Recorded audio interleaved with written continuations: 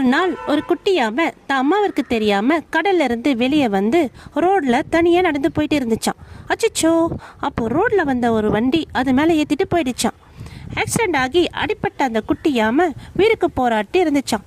அதை பார்த்த ஒரு முயல் குட்டி ஓடி வந்து அந்த குட்டி யாமை கிட்ட தடவி கொடுத்து, நான் இருக்கேன், பயப்படாத, உயிரை எப்படியாவது காப்பாத்திடுவேன்னு சொல்லி தான் முதல்ல தூக்கிட்டு பாதுகாப்பான இடத்துக்கு போய் மருந்தெல்லாம் போட்டு விட்டுச்சான்.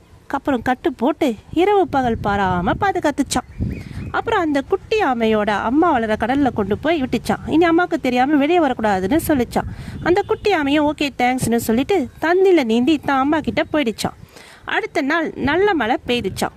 அந்த முயல் குட்டிக்கு இருக்க இடம் இல்லாமல் நடந்து போயிட்டு இருந்துச்சான். தண்ணி தாக எடுக்கவே ஒரு வாட்டர் பாட்டிலை கடற்கரையில் போய் எடுத்துச்சான். அப்போ அலை அடித்து அந்த வாட்டர் பாட்டிலோட அந்த முயல் குட்டியும் தண்ணியில் அடிச்சுட்டு போயிடுச்சான். வாட்டர் பாட்டிலை பிடிச்சிட்டு தண்ணியில் மிதந்து உயிருக்கு போராடிட்டு இருந்த முயல் குட்டியை அந்த குட்டி ஆமையோட அம்மா பார்த்து காப்பாத்திச்சான்.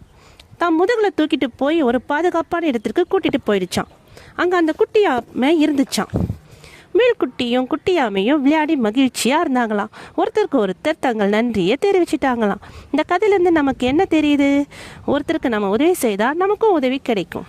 நன்மை செய்தால் நன்மை விளையும்.